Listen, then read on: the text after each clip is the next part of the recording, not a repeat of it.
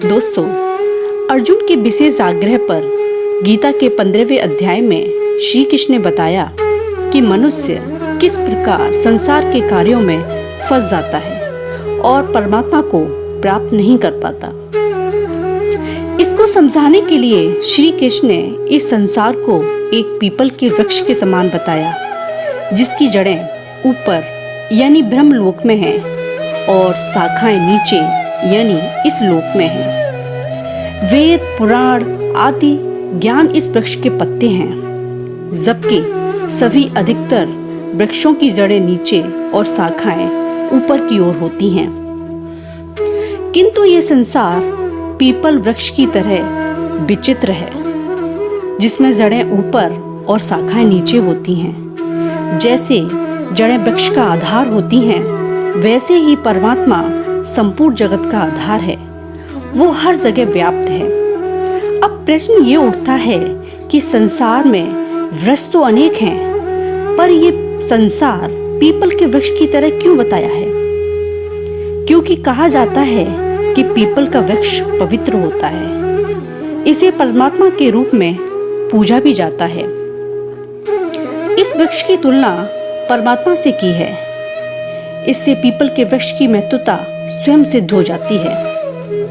श्री कृष्ण ने अर्जुन से जीवात्मा अर्थात शरीर में स्थित आत्मा की स्थिति, स्थान परिवर्तन और क्रिया पर प्रकाश डालते हुए कहा कि हर जीव में शरीर में स्थित जीवात्मा मुझ परमेश्वर का ही अंश है।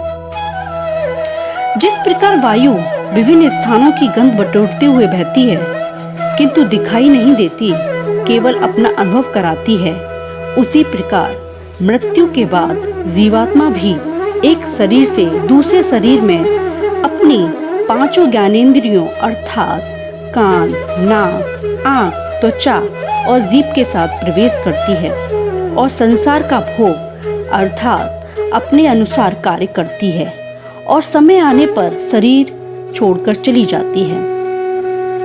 श्री कृष्ण कहते हैं, लेकिन अज्ञानी लोग इसे नहीं समझते, क्योंकि उनका मन इस संसार में उलझा हुआ है।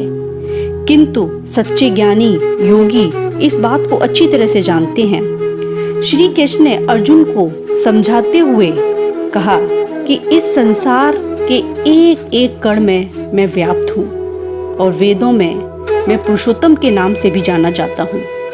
और श्री कृष्ण कहते हैं, हे अर्जुन, इसलिए ज्ञानी पुरुष अपने सभी प्रकार के मोह को त्याग कर और अपने इस शरीर की चिंता न करते हुए मुझे तत्पर जानने का प्रयास करते रहते हैं और वे अपने जीवन के लक्ष्य को प्राप्त कर लेते हैं और इसमें तनिक भी संदेह नहीं।